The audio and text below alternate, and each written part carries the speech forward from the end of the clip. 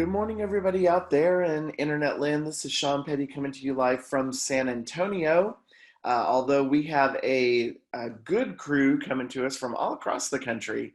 We have Clay and Sharon joining us from the National Center for Families Learning. And they are coming from, you know what? I haven't even asked. Goodness. I believe you guys are based in Kentucky. Is that correct? We're in Louisville, Kentucky. Louisville, Kentucky. Okay.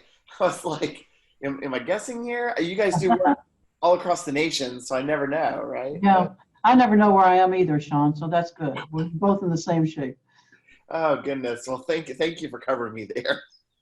It's another hotel room somewhere, right? You know, it always feels that way, but we also have our crew, Elizabeth and Paula from Foundations Inc. And Elizabeth and Paula, where are you ladies today?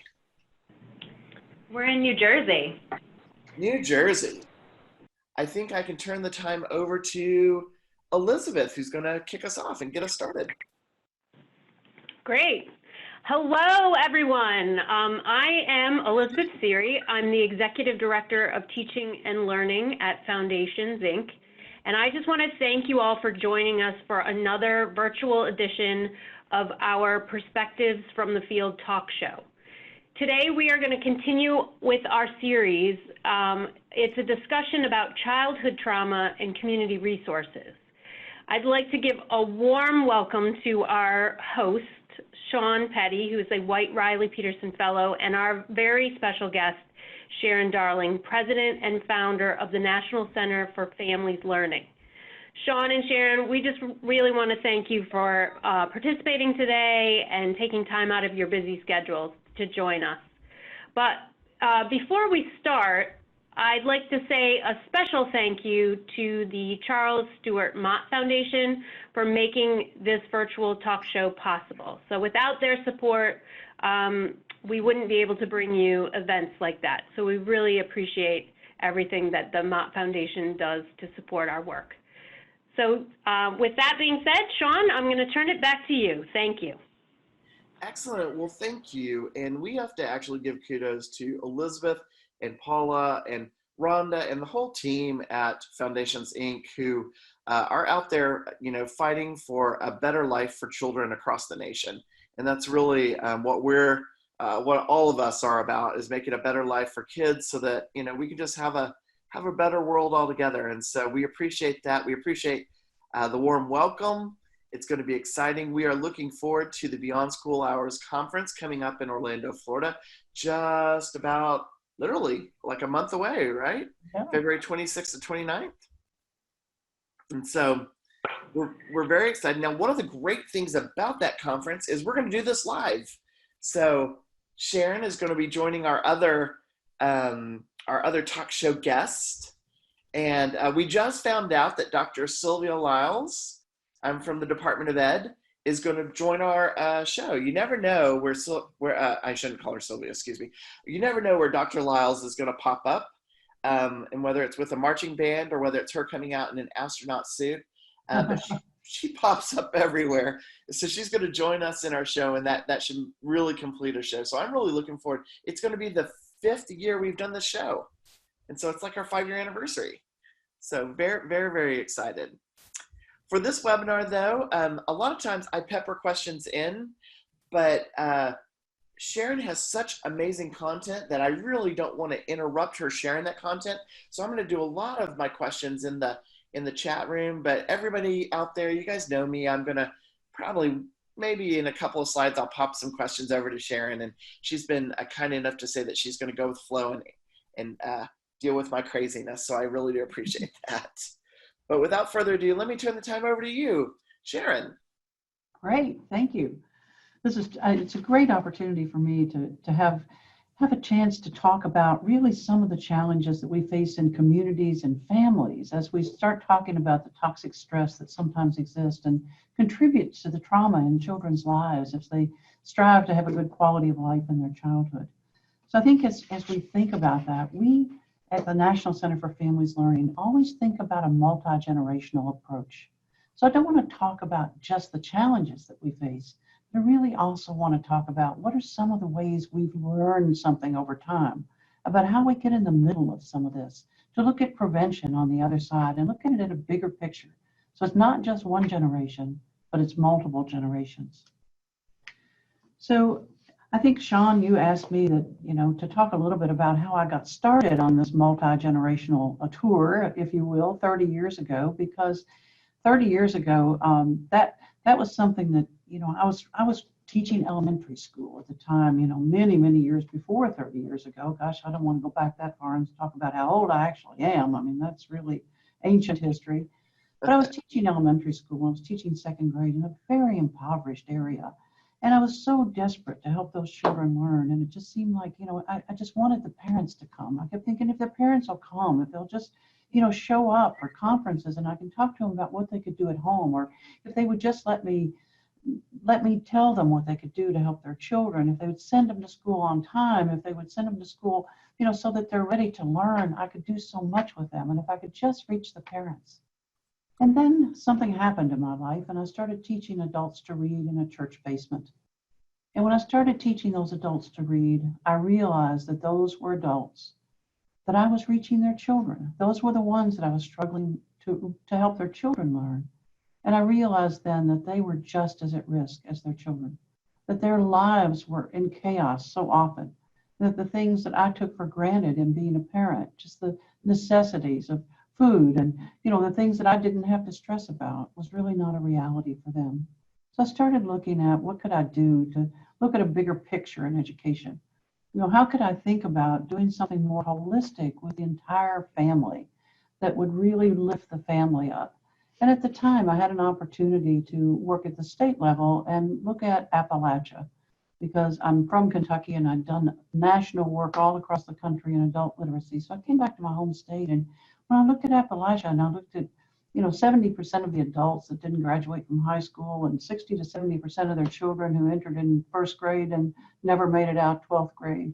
What could we do to intervene in the cycle? So I came up with a concept that actually just trying to break down barriers and replace them with incentives. And so I brought children and their parents together on a school bus to a school. So these were 3 and 4-year-old children that didn't typically come to school, and parents who certainly didn't typically come to school. But if we really wanted to get the parents out of the hills and hollers, so to speak, we really needed to have some transportation for them. So parents and children came together, and that was the beginning of this intergenerational family literacy that took off across the country. It won the Harvard Kennedy School of Government Ford Foundation Award after its first year, and now the rest is history. We've served 4.5 million parents and children in a very, very intensive intervention around the country since our founding 30 years ago. And we reach 15 million a year with our digital services, including Wonderopolis that I'll talk about a little bit later.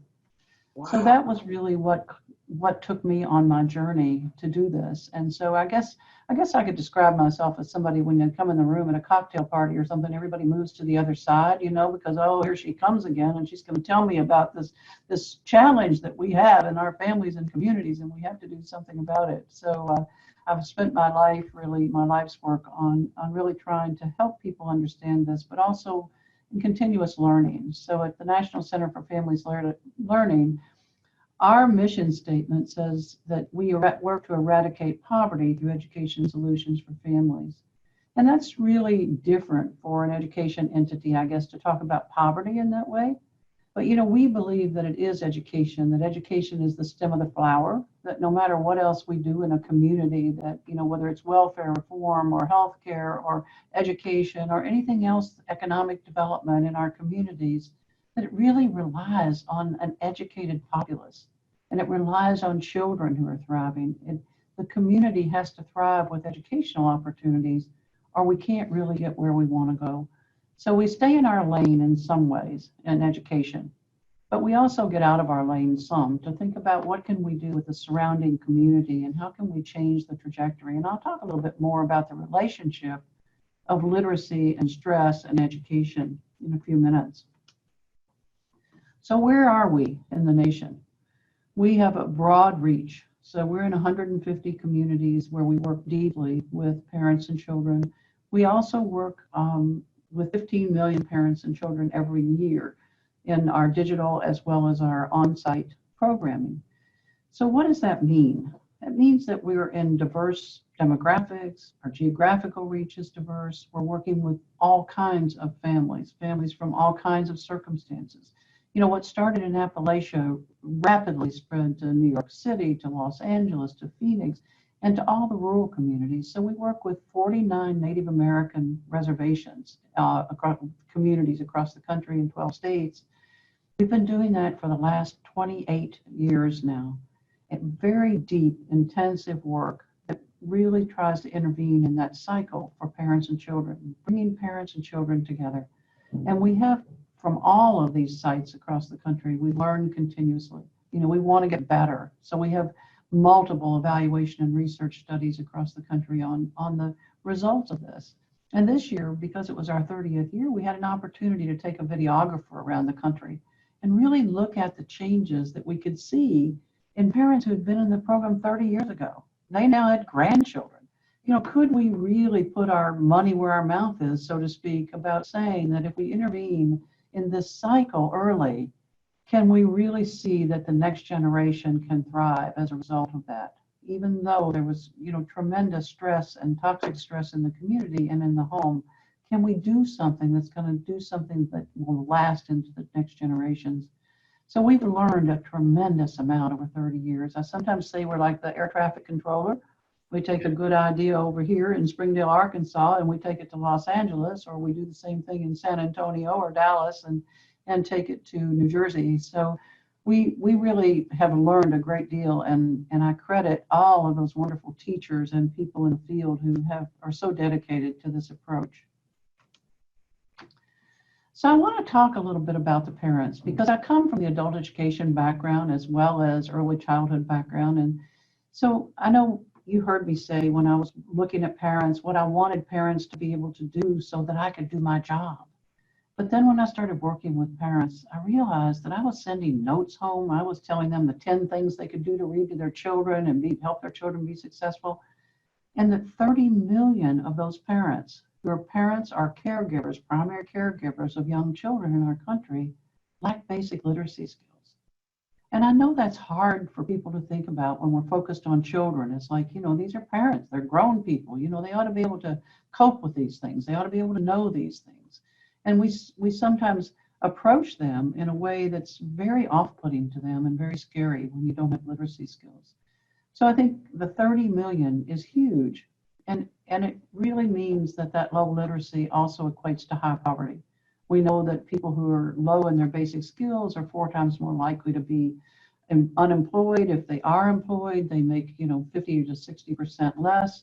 They work part-time. So it's a high poverty. It's the likelihood that the low literacy creates the high poverty. And I can tell you about people that I've visited over time. You know, a woman in Atlanta who told me about waking up every morning with her 3 children looking at her, wanting something from her that she couldn't give them. She had gotten married she hadn't gotten married actually. She'd had her first child at 13, and here she was 17 years old with 3 children. And her literacy skills were somewhere around the 2nd or 3rd grade level. And she woke up every morning in a black hole trying to think about how she could climb out and how she would ever get the courage to make changes in her own life when she, you know, felt that there was no hope. So the high poverty really creates a likelihood of toxic stresses for children as well. If you don't have food to put on the table, if you don't know, you know, what you're going to do to put clothes on your children, and you don't know how you're going to help them succeed in school, and you don't know, you know, every time the rent's due, you move. And so what can we expect that's going to happen in those high poverty homes? Oftentimes it's toxic stress or trauma. So poverty-related stress, people are 5 times more likely to have extreme distress if they're living in poverty. I could go on and on about the statistics. There's the highest percentage of parents reporting parenting stress or parents of deeply poor children. There's economic strain. There's conflict among family members. All of the research tells us the same thing. You know, if parents themselves don't feel good about their ability, they don't have hope in their life, and they don't have the skills, it really compounds itself. And hard as they try, they can't always provide the kinds of resources that others can provide. I liked this quote from a study that I saw, and it's talking about stress, especially harmful to children, that poverty affects all members. But it says interventions to reduce poverty-related stress should be geared toward both children and adults that foster coping skills. These types of interventions buffer against the effects of poverty-related stress and reduce mental health problems, which is exactly what we're doing. That's exactly what we're doing. We're trying to really focus on the intervention that we need to reduce that stress so that the parents can be the parents that they want to be and need to be. But we have to acknowledge that those parents are in just as much stress as their children, that they are just as much in need, and we have to approach them in a way that helps them meet their needs, not just those of their children. So I want to talk a little bit about, I'm going to show you a video clip of Regina, who's somebody that I met actually in the hills of North Carolina, now over 30 years ago.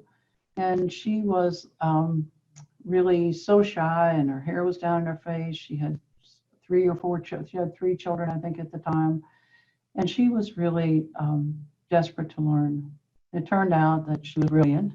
She ended up coming into a program and it changed her life. But we had a chance to catch up with her on our 30-year journey and find out where she is today and what a difference it made in her life.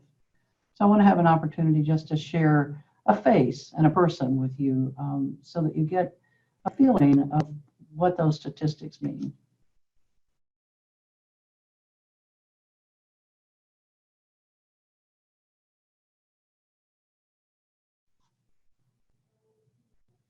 We were her sidekicks. We grew up being trained to steal and rob, and my mother was a felon.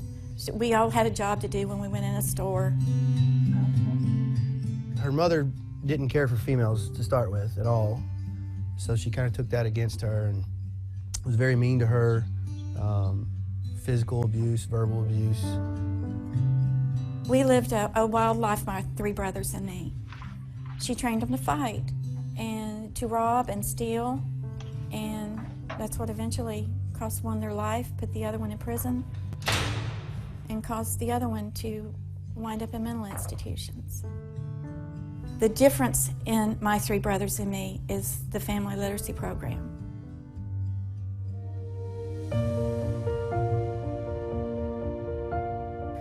I would go to sleep at night and I would hear the sound of the typewriter.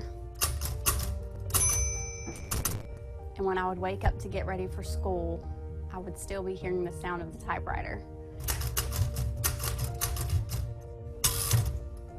And that moment replays in my mind because many times when there's situations that are difficult or I'm struggling, I literally hear that typewriter.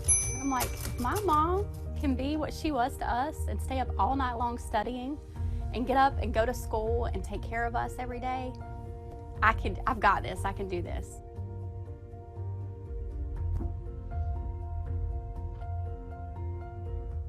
I want them to have a reference point so they can not forget how far we've come, because we started here and I went up just a little. They'll never start there now because they'll start here and their children will start here. And I've witnessed it at my three grandchildren's graduation. So the story of Regina Lynn is repeated across this country with, now millions of families who had an opportunity, when you look at Regina and talking about her own life growing up, and that she was the one who made it out with her children. One of her brothers is in prison, one was in a mental institution, one is dead. And just the trauma that she had experienced in her own life, and then her ability to make that change because she knew it was best for her children. She was living with an abusive man who, was really not healthy for her or her children. So to be able to make that out, but the opportunity that she took advantage of was called family literacy. And that was something that we've done all over the country. So Sharon, I just can't keep quiet. I'm sorry, because that's such a powerful story. Did I see that she was living with 4 children in an abusive relationship in a tent? Yes, that's where she started. And we have others that tell the story of living in a car with her 4 children, but she was living in a tent. And her significant other actually held a gun to her and tied her in a chair because he didn't want her to go to school and he didn't want her to, do certain things. So it was that much abuse that those children were exposed to early on, and for her to be able to break out of that. And I went to her graduation from college when she graduated at the top of her class from Mars Hill College, and then went on to further her education. So it's stories like that that keep us going at NCFL. That's amazing. When just that one story, I can't imagine the stories that you've seen. And it was family literacy that helped break her out of that. Is that what you were sharing? Absolutely. So let me just tell you a little bit about our approach, because we have an approach that's very intensive, and that's what you saw Regina going through that really made a huge difference in her life. So that approach is really for those who are most in need. I always like to say we try to match the intensity of the intervention with the intensity of the need. And so when we talk about 30 million people who don't have literacy skills, who are parents or caregivers, then that's where we really need to start, is really not just hoping that what we do will trickle down, that we can start with all parents and it'll trickle down to the parents who need it most. We really need to start there. And so that's what we've done over the 30 years. So the 4 components of family literacy are really adult education, and that because adults really need to get the basic skills, but more than that, they need to get the courage and, to think that they can learn. Because for many of them, they felt stupid going through school. They moved every time the rent was due, and so they never caught up, or they, didn't go half the time, or they just felt like, many of them ended up in special education. They just felt like they weren't worthy, they couldn't learn. And so when their children start to repeat that cycle, they feel like, well, I didn't learn either. Our clan just doesn't learn. We're just not good at education. So to try to dispel that myth, and you see them start to come to life when they feel like they can learn and achieve. And then early childhood education. And by that, I don't just mean early childhood education. We're working with this program with middle schoolers in a gang prevention organization in San Pedro, California. We're working in high schools somewhat. Predominantly, we've worked with preschool and elementary school students.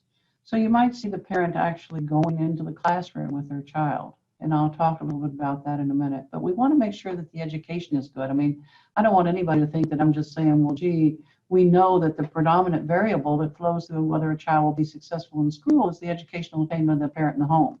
That comes through all the time. Sometimes it's masked as poverty, but, there really are no poor children in the country. We spend a lot of money on poverty children, but, the children are poor because their parents are poor, and their parents are poor because they don't have skills to get out of poverty. So, it's a cycle that we really have to intervene in. So when we think about that, we know that you can't just close schools and say, well, gee, if that's true, let's just, work with the adults. I mean, we have to have really top-notch education in the classroom, and that's what parents can observe.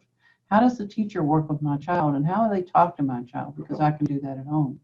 And then the third component is parent time, and this is a very powerful time. A parent time is when parents come together and they start to form a bond. So they help each other through learning. They help each other stay with the program because their lives are pretty messy and there's a lot going on. But they help each other, so they grow together, and they find out about resources in the community. They might be experiencing spouse abuse. They might be experiencing trauma in their own home. Where do they go to get help? And how do they support each other through some of this? And how do they share ideas? I mean, it's one thing for you, Shawn, or for me to say to parents, well, here are the 10 things you ought to do to make a successful child. Well, we're done with that, But in essence, to try to help parents learn from each other. Because if a parent's in my circumstance and they have something else to say to me about what they tried, we heard this in class, and I actually tried it last night. I didn't slap her or spank her when she couldn't go to sleep. I tried this new way, and it kind of worked for me. And then pretty soon that catches on with the other parents, and that's how they grow. And then the parent-child together time is really the secret sauce of what we do. So it's not a matter of parents volunteering in a classroom or, parents observing their children. They actually spend hands-on with their child. So their child helps them understand what it's like, how they learn through play. And so it might be that the child plans an activity for the mom that day if they're in preschool. Mom comes in and they do the activity, but then they go back and debrief about it. What did my child learn, and what could I do at home to help the child learn? So it's a real direct hit, bringing the learning into the home and helping parents see that it's not rocket science. You know, if you're setting the table, you can just be counting with the child or just talking to the child and playing with the child. In elementary school, they actually go into the classroom with their children. So they're sitting side by side with their children, not as observers. They're participating in whatever it is that's going on. So it's been really a wonderful way to see when parents and children start to form a new bond and a new relationship and a new way of working with each other. So it's very integrated, but it looks different in every community. It sounds very rigid. You know, we have this and we have this and we have this. There are lots of partners out there that are already doing some of this work, and these partners can come together to make a holistic approach. But the important thing is that the objectives of adults getting the skills that they need and the confidence, the objectives of children getting a good education, and the objective of bringing parents together, but most importantly, for parents to learn to work with their own children. I love the holistic approach. Your focus on, you know, not just, so many times we focus on either just the child or just the parent, but you're really taking a true family group holistic type of change approach, and that's amazing. Well, I think, you know, it is, you get in your own lane, you know, and if you're and that's what I was in the second grade. I just wanted these parents to come in and help me with this child, you know. And the same with adults. When you get with the adults, it's like, well, I know, but I don't have time to talk to them about their children's education. But I think if we look bigger, and it was funny to, you know, that you would say that because I have a good friend who's a pediatrician of some renown, and I was trying to tell her about, you know, getting involved with the parents as well, and, you know, they don't read and they need literacy skills. And she said, what don't you understand about me being a pediatrician? I got into that because I don't like adults, I like children. I said, well, okay. And I think she was, you know, tongue in cheek, but I do think it's hard to because you have so much to do to try to educate a child or an adult, that you really don't have much of an opportunity to step back and look at a bigger picture. But we've made that easy for people to do. I mean, we've had enough experience with this that, you know, even if it's not a full-blown family literacy program, we can help people move to the next level. You know, how do you get a little bit deeper into the parent engagement space? If you're a Title I teacher or an after-school provider, or, you know, if you're in a library or a nonprofit organization. So there are 5 key protective factors that the Strengthening Families Center for the Study of Social Policy has. And I want you to think about what happened with Regina and what I talked about with the 4 components. When you look at parental resilience, social connections, knowledge of parenting and child development, concrete support in times of need, and social and emotional competence for children. All of those factors guide the work that we do, because we have to accommodate the parents and help them. I often think about it, you know, the way they used to talk on an airplane. You know, if you load, you know, get on the airplane and they say in case of an emergency, the oxygen mask will drop from the ceiling. And if you're seated next to a child, you should put the oxygen mask on your nose and mouth first before you help the child. And that's really what we're trying to do, is giving the parents the skills and the knowledge and the confidence and the motivation to help their own children. I want to just show one other clip of a parent, because I think when we talk about parents learning from each other and how powerful that is and how important that is, Banika actually is a good example of that. And she wasn't in the program very long when we shot this, but I just thought she was really a good person to talk about how the small change maybe that it made in her life, but what that could mean for the toxic stress in the home.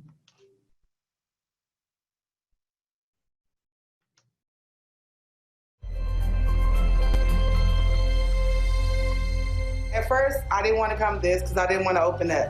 Okay, so with my past of me growing up in a foster home, never had anybody to vent to. I came to this class last week and I learned some tools.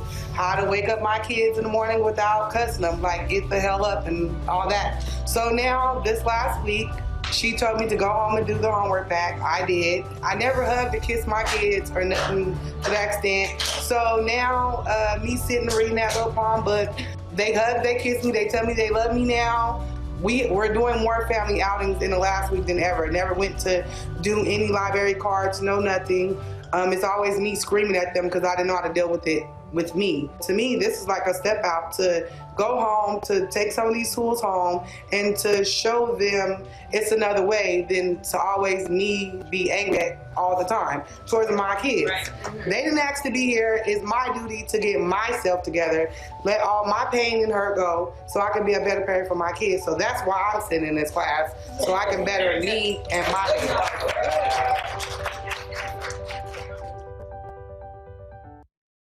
So I think that tells the story of just small changes that can really make such a huge difference in somebody's life. So if you've never been parented in a way that's healthy, if you've lived with parents who themselves were, very stressed and your upbringing really was a hard one, it's hard for you to know anything other than that. I mean, that's the way you were parented. And so to help parents start to get the confidence that they can do something different, you can imagine the other women in that room, now they're thinking about, well, maybe I'll try to do a little bit more of that. It seemed to work for her. So I think it shows pretty well what those components are all about and what changes can be made. I love. So I want to talk. Go ahead. I'm sorry for interrupting. I love how real she was. Mm-hmm. I mean, she was like, I never hugged or kissed my kids. I didn't get them up in the morning without cussing at them, and then for her to talk about that so openly with others and be like, and now I'm coming here and I'm learning a different way. And we never went on family outings, but now we're doing that. I mean, gosh, what a powerful, powerful movement. Yeah. We just don't think about that all people don't think that way, or because they haven't been raised that way, and sometimes it's difficult. So I mean, we just take it for granted. Well, of course you wouldn't do that. Of course you wouldn't do that. But it's not that easy for parents who have never experienced that to really put that in place. And I guess I'll say also that it really, for what it does for their children, is amazing. We've over the years have had so many research and evaluation studies. I mean, I think the Native American population, when we work on that area, those are some of the most challenged families in our country for sure. And they have a history of people taking their children away and putting them in boarding school and trying to destroy their culture. And this program has been so important to them because they have said, you don't tell me that I don't have any role in my child's education. You're telling me I have a huge role, and you're going to help me fulfill it, and not just take them away from me and teach them because I don't have much to offer. So embedding the culture in the work that we do on the Native American reservations. But I can tell you, Shawn, that we've had an outside independent evaluation on that program for 28 years, and we have 49 sites. So you can imagine that we have a rich data set that tells us what's going on, and it's just been amazing.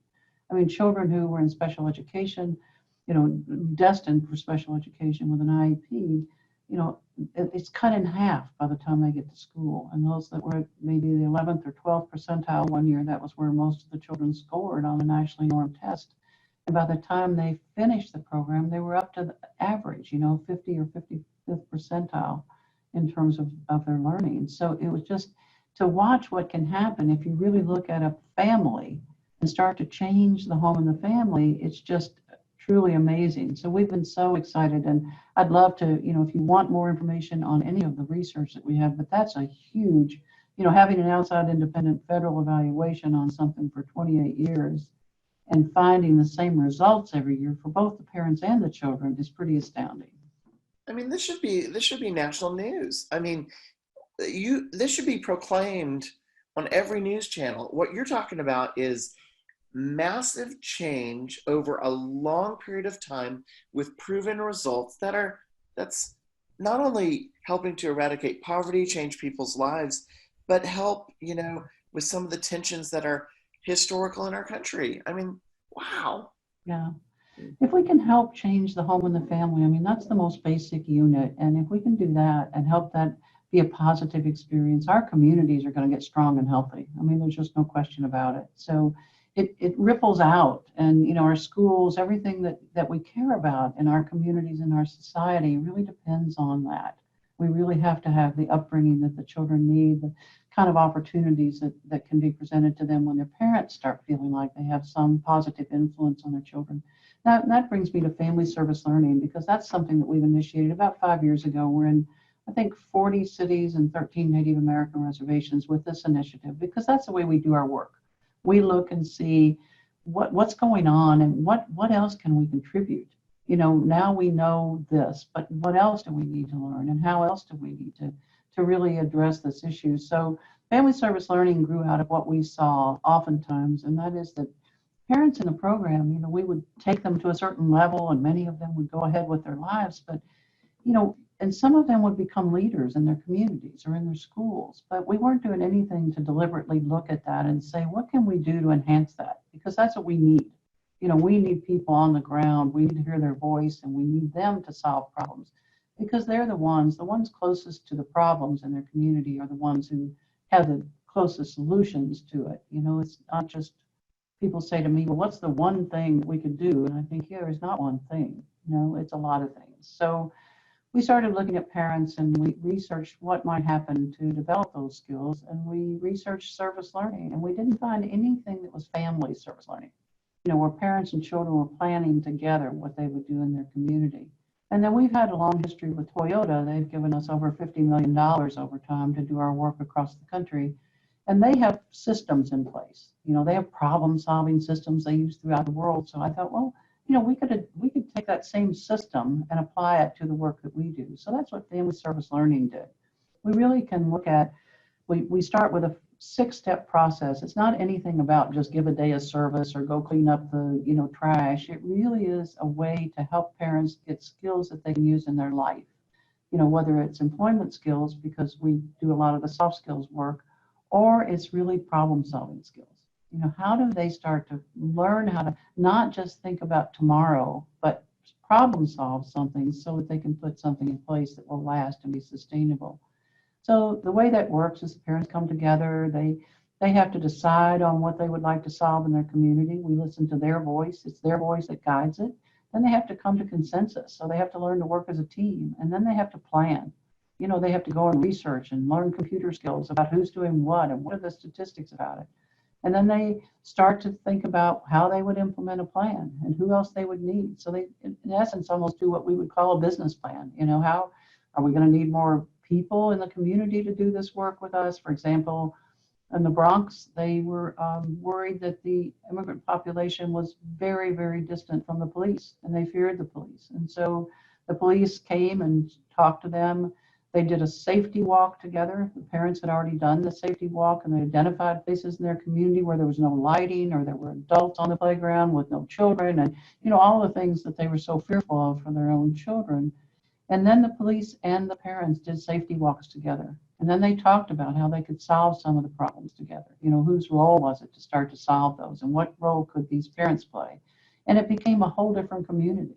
Some people were cleaning up beaches in San Pedro because of all the needles. And, they went to Home Depot and got contributions. And, you heard parents saying things like, well, I thought we'd get in trouble for doing anything like this, because the city's supposed to do it and we might get in trouble. So just helping parents start to take ownership of their community. But the beauty of it, Shawn, is that we have children with them. So what is that saying to children? That, I can do something in my community. We own this community. It's our problem, not just the community's problem. And it's a whole other way, a whole other layer of creating the next generation of people. But it's literacy. We did a vocabulary initiative in Detroit. We had money to really use this approach to teach vocabulary to both parents and children. And it was amazing. I mean, we could see the difference in these were young children, and when they went to school, and how much better prepared they were because of the vocabulary that they had practiced and gained. And so it fits in a lot of places. It's not just, it doesn't have to just be family literacy. It fits perfectly into, any kind of an approach that libraries might take, or after-school programs might take, or summer programs might take. But what it does is it creates a learning opportunity for parents and children that doesn't exist in a vacuum. So we've shown just great results. The first year, 54% of the parents got a job or a better job, and we thought, oh, we're not even thinking about jobs. But they started building social capital. They had community networks. They met other people. They started to expand their horizons a little bit, and that was only beneficial for the child. So that's one of the things we're doing now with family service learning is working across domains, I guess. So we go into communities and we actually do community building. So we bring together, for example, in Dallas, we have a coalition of, I think, 42 nonprofit organizations. Some of them feed people, some of them do, homelessness. But how can we all look together at a multi-generational approach? What can we learn from that? And how can we take what we're doing and just kind of move the needle a little bit? So Family Service Learning has become an organizer there, and there are 52 parent ambassadors that work in the community to really go out and help. And in the Family Service Learning model, the first cohort that goes through of families comes back the next year and mentors the families coming through. So we start building community.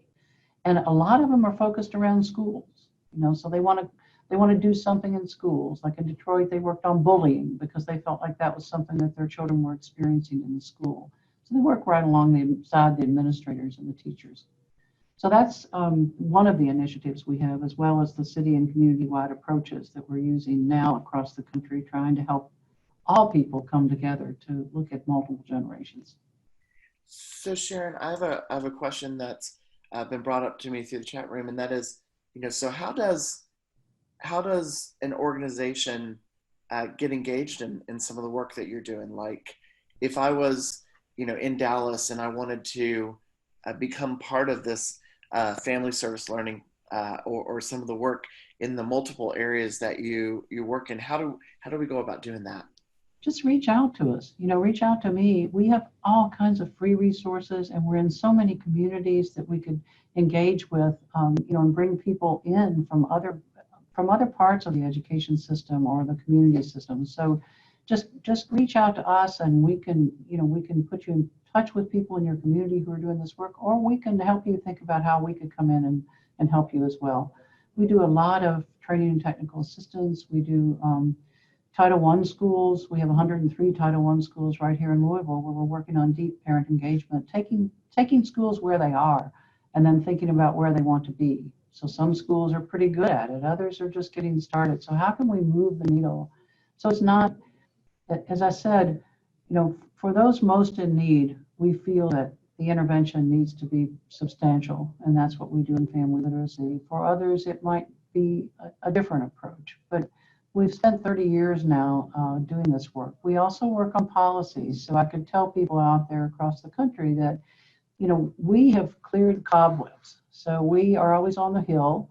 If there's any piece of legislation about children or adults or community service block grant, adult education, vocational education, we're there putting this approach in that legislation so that by the time the money gets to the communities, it's not mandated, but people can start to put their resources together a little bit different. We go into a community, we seed an innovation, and then our goal is to get other monies to really support that innovation after we leave and to sustain it. Because if we're showing that it's doing better than what they're spending their money on now, most of the time that's what they want to do. So we've been really pleased about our progress in that way.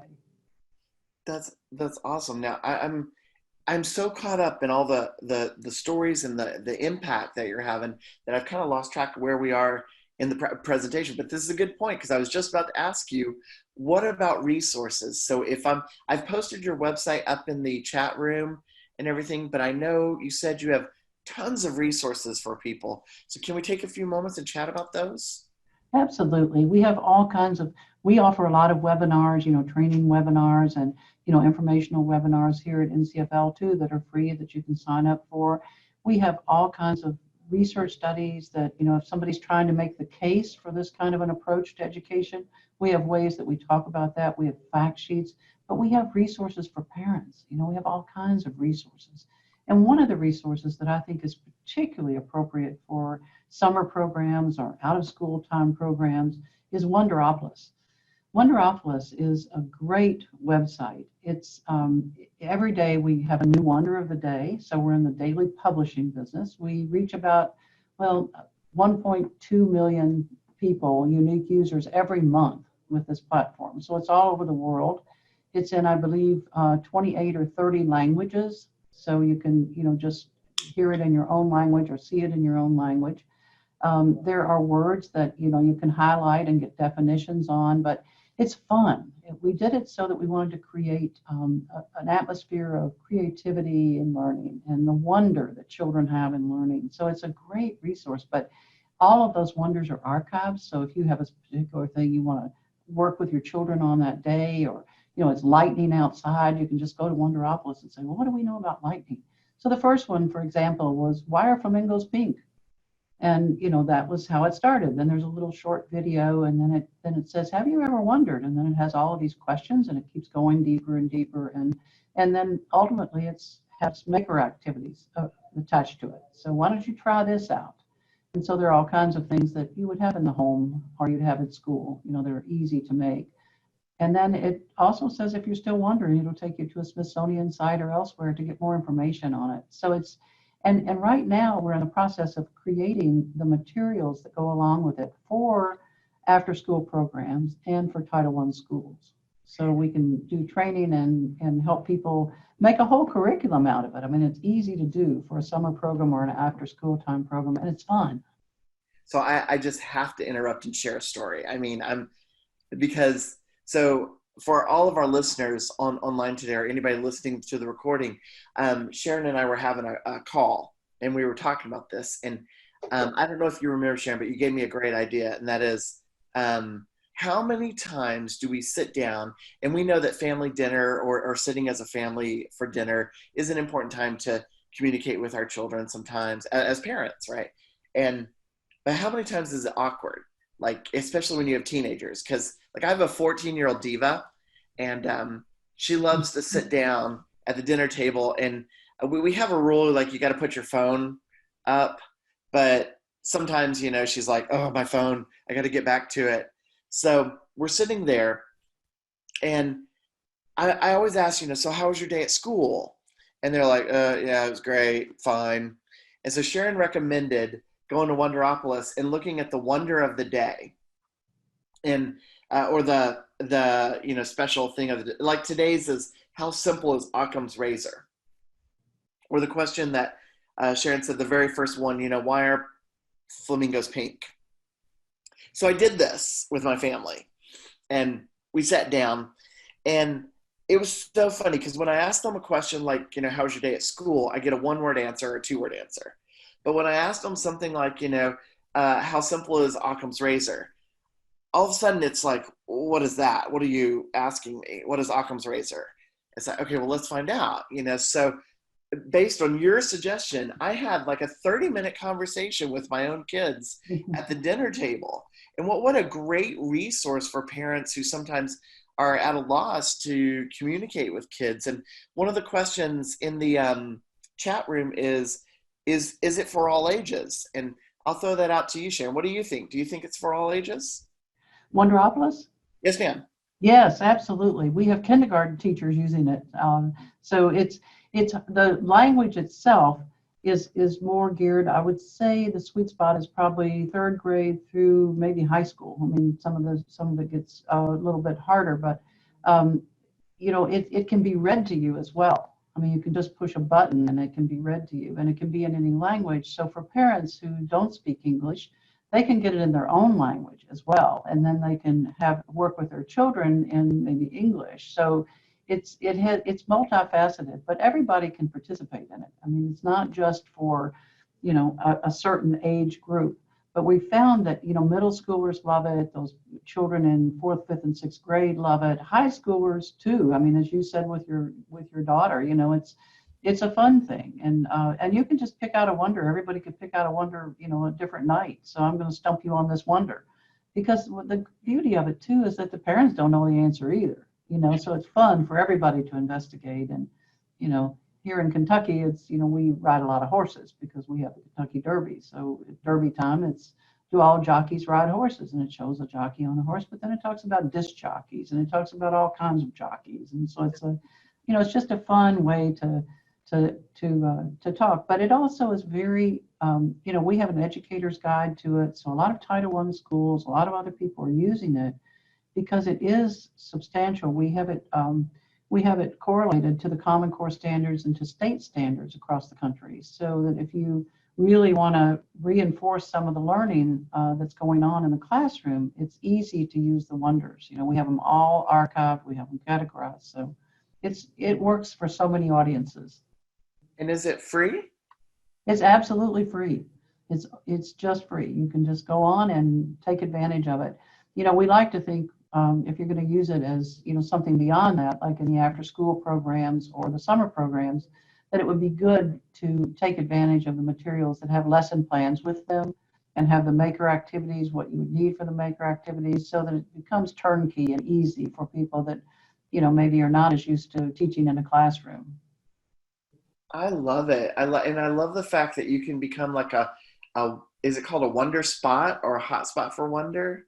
Yeah, a hot spot for wonder. And also, we get the wonders from people's nominations. So these are wonders from children and classrooms. And, if we use their wonder, then we give them credit for it. So whole classes will come together and decide on, what they're wondering. So it's always what are you wondering about? And try to then acknowledge that. And we answer everybody who talks to us. I mean, if they have a question for us, it really is a heavy lift for us as an organization, but we think it's really a valuable resource. We use it in adult education too, to help adults learn. So it's a real good learning tool, I think. I'm just curious. And we also have the National Literacy Directory, which is up there, the nld.org. So we are fortunate enough to have an opportunity through Dollar General Foundation to have every literacy program and GED testing program, library program, anything in the country that has to do with literacy for adults and children, and also for adult literacy. You can just log on, put in your zip code, and it'll tell you all the programs that are in your area. Many of the programs post their results, they have their hours, and so it's a real easy way if you're in a position to refer someone to some help. It's a real easy way to find out where that help is. And it's well used by even the federal agencies because it's so comprehensive. And we also have training there for volunteers. So if you want to be a volunteer in a program, you can go there and get some pointers on that and what it might look like if you went into a school or elsewhere. You know what I love about the National Literacy Directory that you've also created on there, besides the fact that it guides you to resources, because in 2019 they just reported that Americans went to libraries more than ever before in 2019, and that's a great accomplishment for our nation. That's amazing.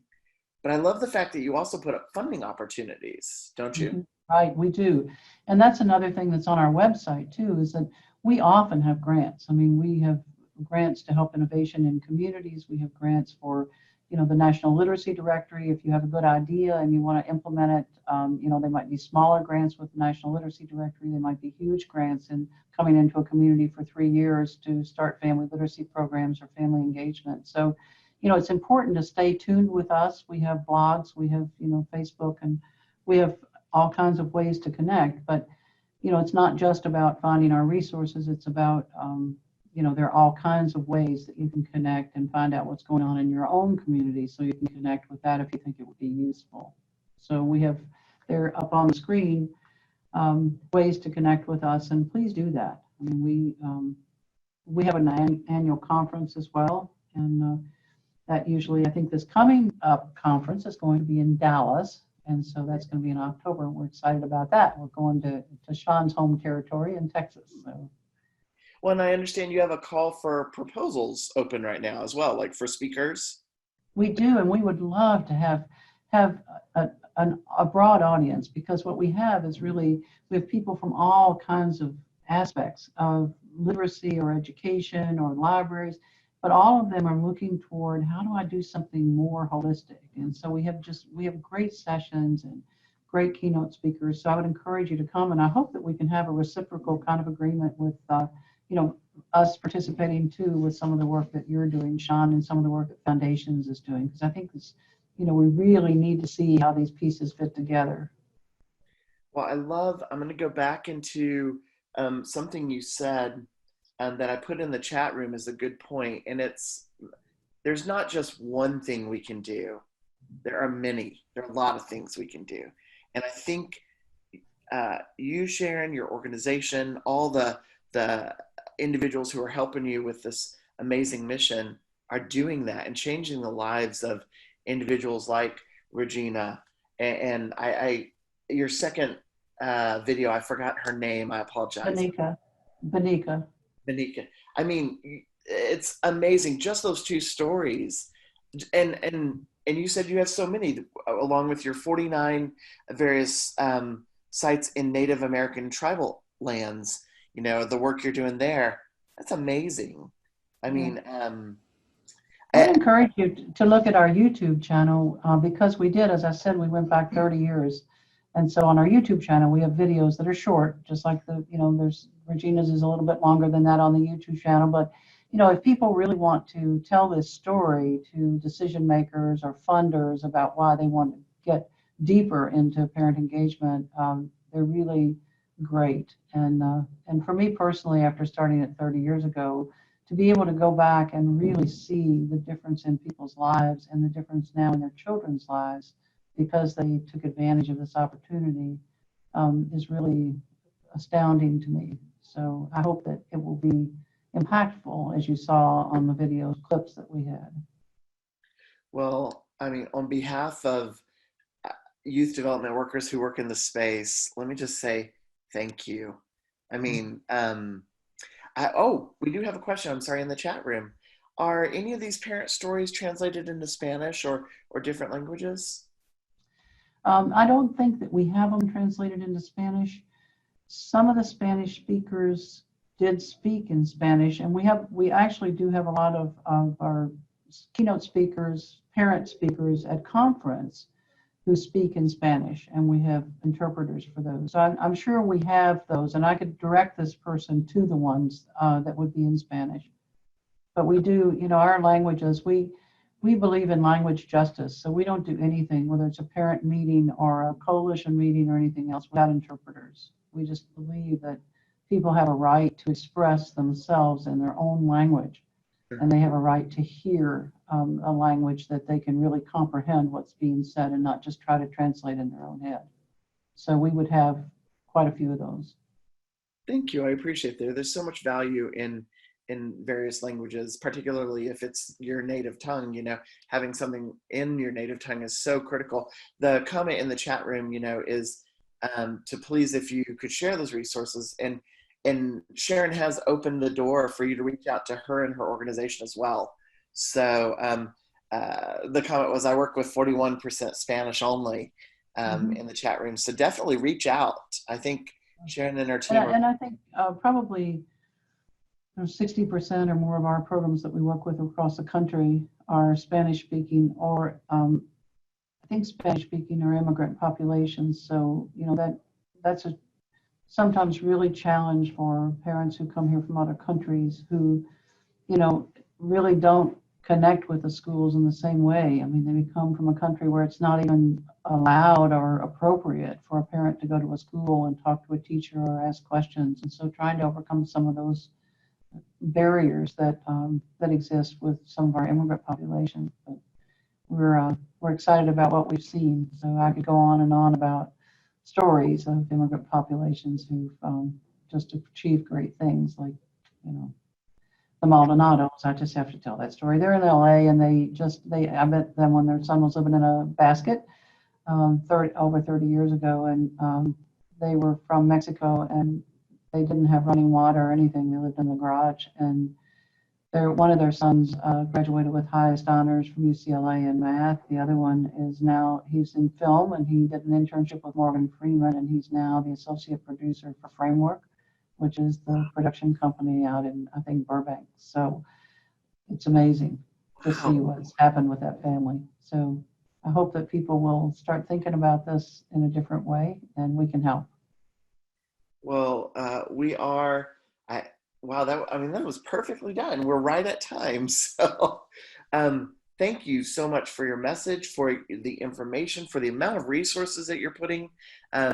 Some of our folks in the chat room are sharing with each other some of your resources already, the YouTube channel, the various stories you have. So this is great. I would encourage everyone to check out the website, check out the YouTube channel, take a look at Wonderopolis. I think you'll find it really fascinating. Also check out the National Literacy Directory, which is going to be, which is an amazing resource as well. Just so many things. And then I would encourage you, come meet Sharon in person at the talk show. She's going to be at the Perspectives talk show at the Beyond School Hours Conference in Orlando, Florida. Also, she has the conference happening in Dallas, I think in October, if I'm correct. Yes, And so check out on the National Center for Families Learning webpage. The very first page, I believe, will show you the conference in Dallas, which is happening October 19th through the 21st. And they do have a call for proposals open right now. So, definitely if you want to share your story and add to this movement, please do so by signing up to do that. Hopefully you'll be selected. But most importantly, please, everyone on the line, take an opportunity to really use these resources to help all of us in our mission to eradicate poverty and to make the lives of families as a whole, which comes in many shapes and forms, but families as a whole just have a better life altogether. So I will end us. Well, let me ask Sharon, any final closing thought, burning thought that we can get in this last 30 seconds? Give it a try. Start thinking about a holistic approach. Give it a try. Start thinking about a holistic approach. That's going to be our mantra. So everybody remember that. Use that. A special thanks to the Charles Stewart Mott Foundation, which actually funds our talk show, and all those foundations, such as the Dollar General Literacy Foundation, as well as Toyota, who helps fund some of Sharon's work and her team's work. So a big thanks to those who, like the Mott Foundation, put those amazing dollars in places where it really makes a difference. So thank you. Thank you. With that, I think we'll go ahead and close us out. What a great show. Thank you, Sharon. And Clay, a big, he's behind the scenes. We haven't seen him yet, but Clay Rice has been running all of our tech today, making sure everything was smooth and nice. Also, a big thanks to Paula and Elizabeth with Foundations for keeping us going and making this just wonderful. So thank you all. And I think we'll go ahead and close out and see you in Orlando. I'll see you soon, Sharon. Thank you. See you soon. All right. Thanks, everybody. Have a great day.